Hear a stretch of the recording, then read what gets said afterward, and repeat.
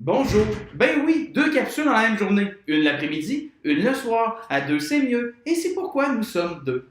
Il y a même Mme Marie-Pierre qui est là.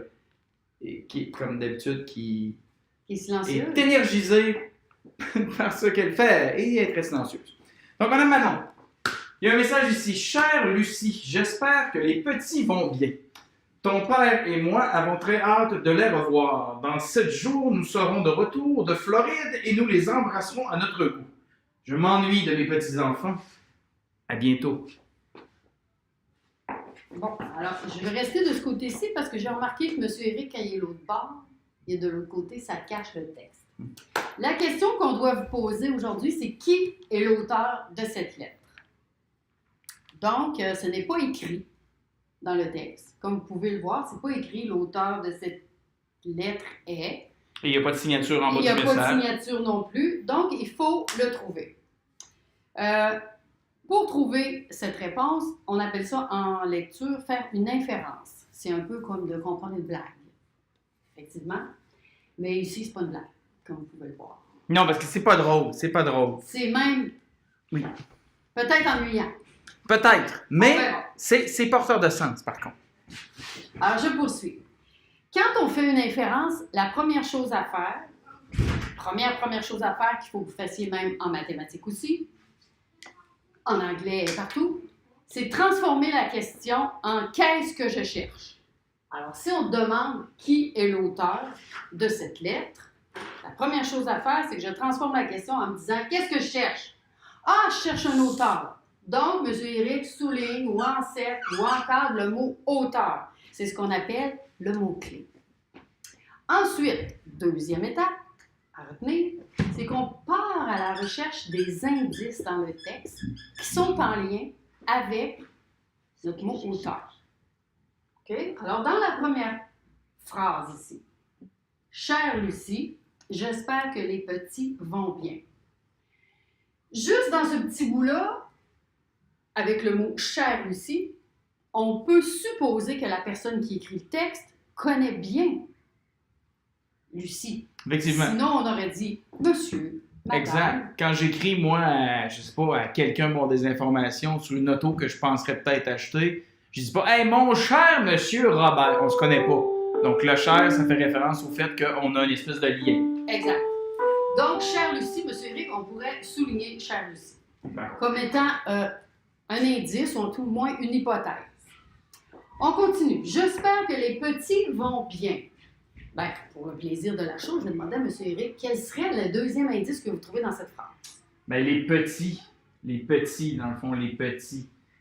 Les petits, pour moi, ça veut dire que la Lucie en question a des enfants, peut-être? Bonne inférence. Alors, on soulignerait le mot « petit ».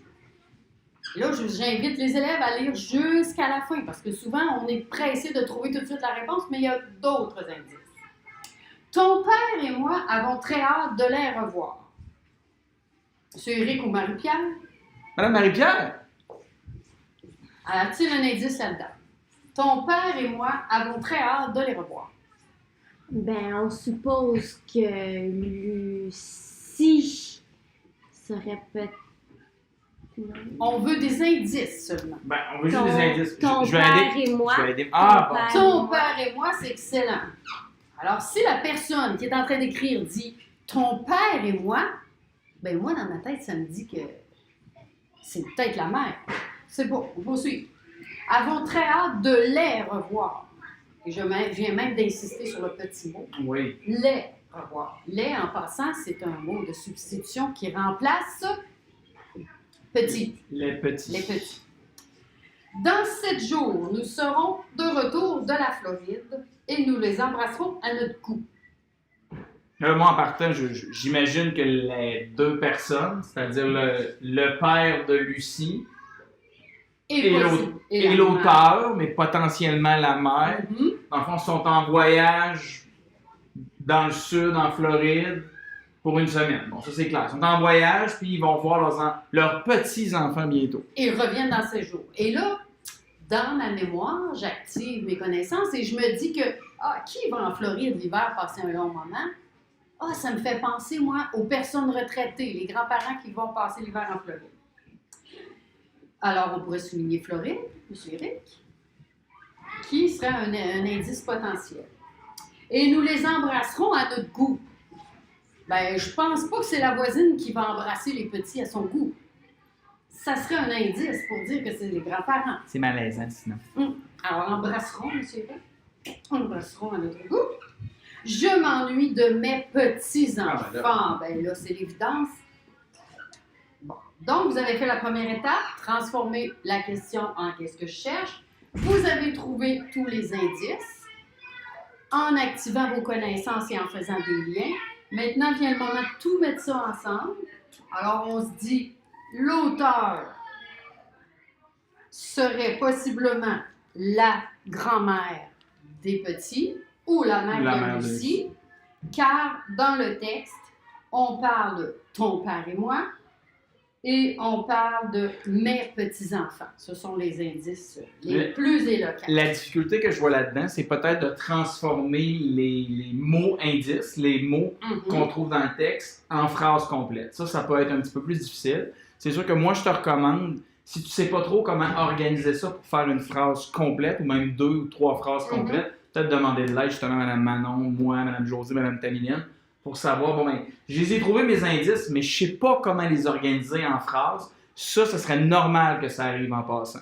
Donc, étape numéro 1, transformer notre question en objectif. C'est quoi le mot-clé? C'est quoi l'objectif qu'on cherche là-dedans?